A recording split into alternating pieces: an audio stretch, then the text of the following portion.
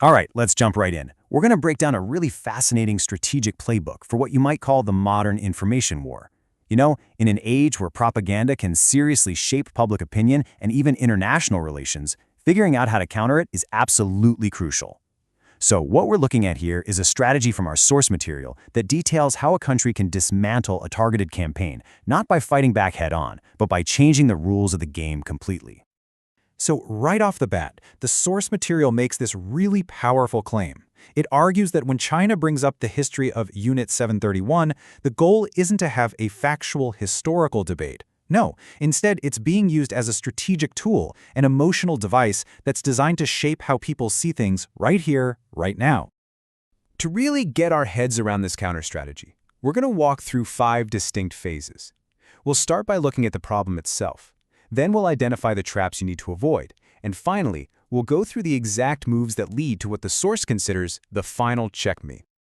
Okay, first things first, we've got to understand the opening play in this chess match. The source argues that China plays the 731 card, not because they want a conversation about the past, but because it's a modern weapon to attack Japan's reputation and trust on the world stage today. So how does this emotional weapon actually work? Well, it's a few things. The idea is to overwhelm the conversation with tons of material that's hard, if not impossible, to verify. You inflate numbers, use bits and pieces of data out of context, and what you're really doing is painting this fixed, negative picture. And maybe most importantly, you're using the past as a giant smokescreen to distract everyone from what's happening today. The real target isn't Japan's history, it's Japan's credibility in the present. Now, this is where it gets really interesting and kind of counterintuitive, because the most common, almost instinctive reactions to these kinds of attacks are, according to the source, the absolute worst things you can do. They're basically traps.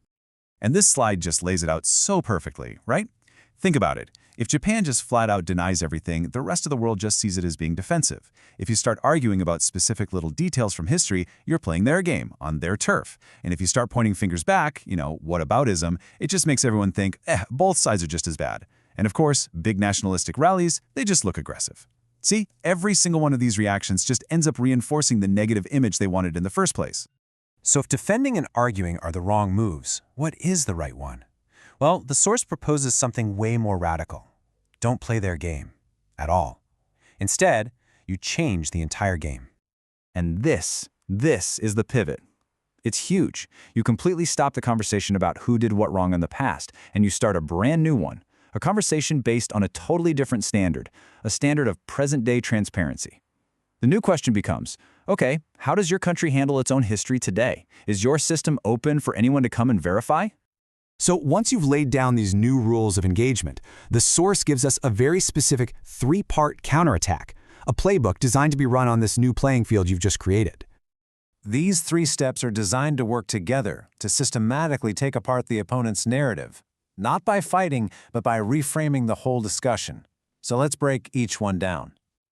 Okay, counter number 1. Propose a global national transparency index using criteria just like these. Think of it like a World Press Freedom Index or a corruption index, an objective international standard. But here is the killer strategic move. Japan subjects itself to this index first.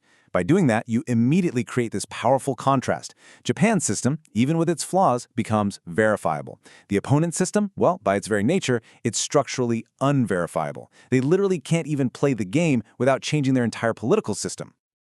All right, counter number 2 isn't about deflecting blame or making excuses. Not at all. It's about changing the frame. You take the specific accusation about Unit 711 and you put it in a much broader, universal context of what can happen when state power goes unchecked anywhere in the world. And bam, just like that, the Japan was uniquely evil story kind of falls apart. This shows that terrible acts aren't a national trait. They're a potential result of any system that doesn't have accountability. And crucially, it puts the opponent's own modern history on the table, on equal footing, and that's a discussion they are forced to back away from because they can't have it openly. And that brings us to the third counter, which, according to the source, might be the quietest, but also the most devastating. You stop making accusations. You stop shouting. Instead, you simply and calmly present objective, internationally recognized data and just let it speak for itself. The argument here is that loud accusations are actually easy for the opponent's government to dismiss as just foreign aggression. But quiet, persistent numbers and reports from respected groups like the UN, NGOs, and universities, that stuff is much harder to ignore, and it's way more damaging to their stability from the inside. So you pull all these moves together, you change the game, you propose the transparency index, you reframe history, you use quiet data, and it all leads to this one final, powerful position, the strategic checkmate. You see, the ultimate goal of this whole strategy isn't to win an argument online. It's to create this condition of internal pressure. It's to help people inside the other country have this quiet realization that their government's position, it's just unexplainable on the world stage. It all comes down to a simple asymmetry. One country's system is open for discussion and the other's is not. And this is it. This is the checkmate. The final move isn't a statement, it's a question. Every single time the old accusation comes up, the response is just this calm, open-ended question. It's a question that, because of the framework that's been so carefully built, the opponent is structurally unable to answer. And that silence is the most powerful counterpunch of all.